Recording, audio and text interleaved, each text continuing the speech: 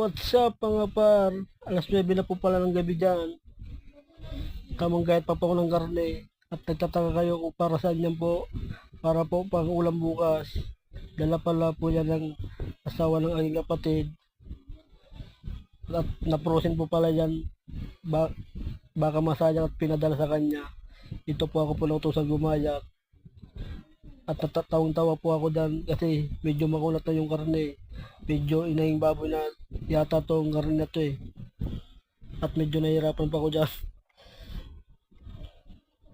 Kahit yung kutsilyo kong gamit, bagong bili ko lang yan eh. Medyo hindi kinakaya kasi sobrang kulat na ng karne. At salamat mga par sa panonood pala mga par sa aking mga upload.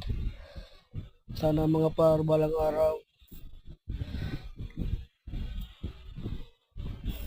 sarili ko ng perang aking ibibili ng karne para may content sa inyong maganda. At salamat mga par sa pagsuporta ng aking mga video. Laking pasalamat ko sa inyo dahil sa inyo lumalakas ang aking loob. At pasubscribe na rin par dito sa aking YouTube channel at sa Facebook page ko na Makauragong Ka at Makauragong Ka Vlogs. Papalo na lang po, pa-share and pa-like. Salamat po pala mga par. And happy New Year pala mga par. Kahit belated na Happy New Year sa inyong lahat. Sana mag-ingat kayo lagi. Thank you. God bless.